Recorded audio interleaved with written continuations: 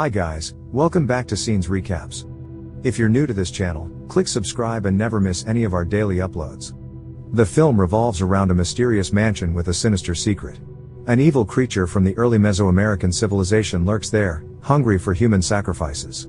A young immigrant is forced to rent a cheap boarding house because he is desperate and struggling in a foreign country. But, when she discovers the horror within its walls, she realizes she made a huge mistake. Ambar Cruz in her 20s is an illegal immigrant. She is originally from Mexico and relocates to Cleveland following the tragic death of her mother. Ambar gets a job at a clothing factory run by an obnoxious boss. Ambar has been staying in a cheap motel for 2 weeks, but when she is asked for identification, she is forced to move into a boarding house in Schofield Heights. The boarding house is enormous, but it is old and dilapidated. The place is run by Thomas Red Wells. After inquiring about her job, Red requests a 1-month advance payment for the room.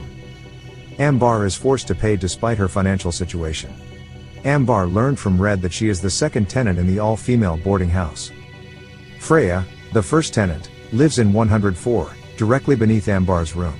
When Ambar asked Red about Freya, Red brushed it off by saying that Freya does not speak English, which Ambar later discovers to be a lie when she ran into Freya on the stairs. Ambar introduced herself to Freya, and tells Freya what Red said about her. Freya responds that Red is full of shit, and walks away. Ambar asks a coworker, Kinsey, how she can acquire a fake ID that says she was born in Texas. Kinsey informs Ambar that her man wants $3,000 for the fake ID. Kinsey questions Ambar about why she should not get an Ohio ID instead, which costs only $1,000. Ambar reveals that she called her mother's cousin, Beto, while in Mexico. She requests that he assist her in finding work, but Beto is unable to do so because she is not an American citizen. Because Ambar is short on cash, she is forced to request that Red return her room deposit. Unfortunately, Red informed her that he had already spent her money on repairs. Ambar, desperate for work, lies to Beto and claims she was born in Texas.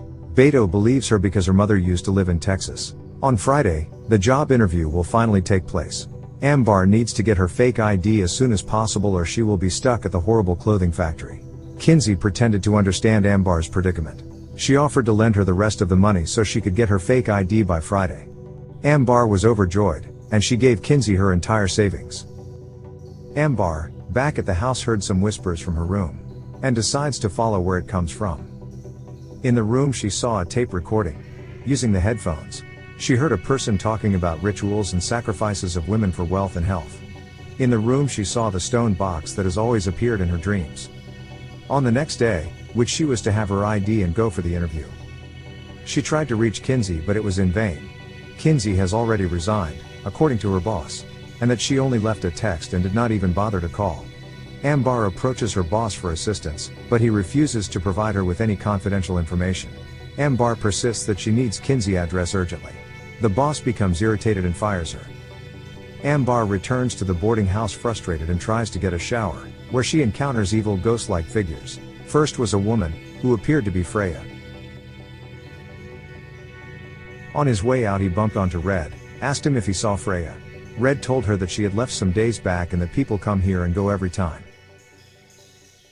She then witnessed footsteps running towards her with a woman named Maria, terrifying and chasing after the spirit, who appeared younger and was screaming for help.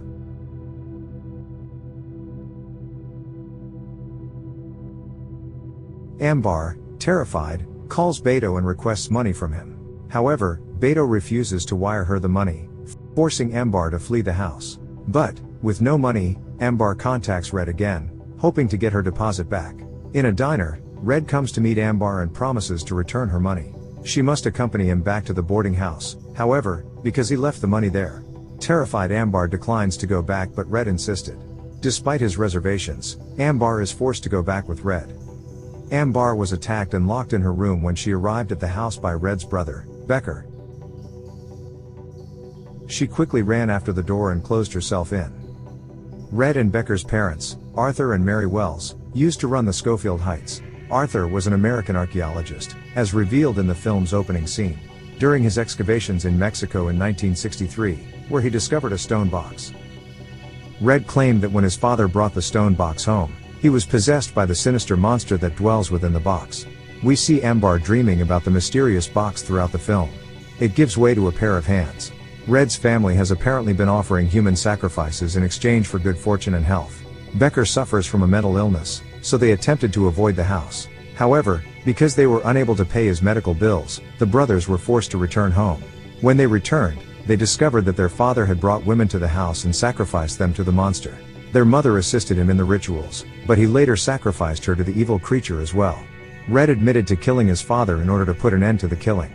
He wanted to leave, but Becker was confident he could fix the house. Soon after, the evil monster began to pursue Becker, luring him to take his father's place. Red wanted to stop Becker, but he noticed his mental state improving. Becker instructed Red to continue performing the ritual until he was completely cured. Red opened the boarding house and began taking in tenants. They primarily attract illegal immigrants because they have no records in the country and thus cannot be tracked. Maria and Petra, two other immigrant women, arrived shortly after Ambar rented the room. They are about to be sacrificed too. Maria and Petra seek refuge in Ambar's room, knowing that something terrible is about to happen to them.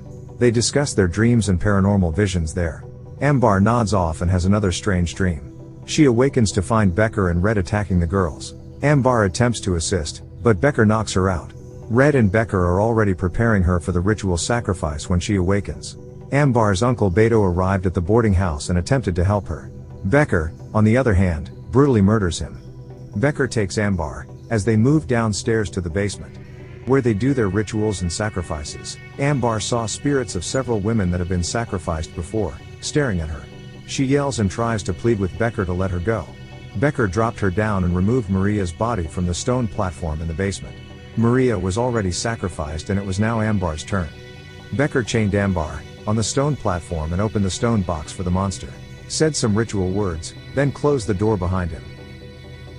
The monster, with leg-like hands, crawls out of the box slowly. Beto arrives and releases Ambar.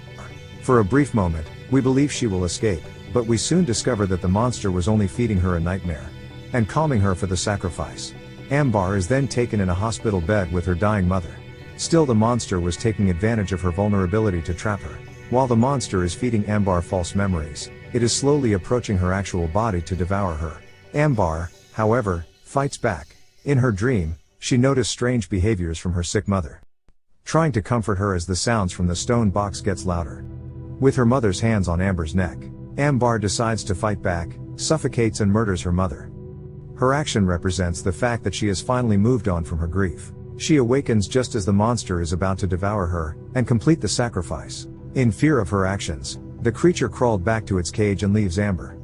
Escaping from the basement, she hears Petra's voice crying for help. She takes the ancient sword from Arthur's room. Becker senses something unusual and asks his brother Red to find out if Ambar's sacrifice was successful. Immediately Red opens the door. Amber hits him with a sword, then turns and hits Becker, but he overpowers her after the first strike and twists Ambar's ankle. Picks the sword and wants to kill her. Immediately Petra pushed him and tried to escape.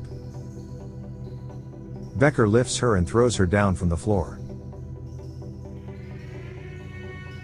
He then comes back for Ambar, where he found his death.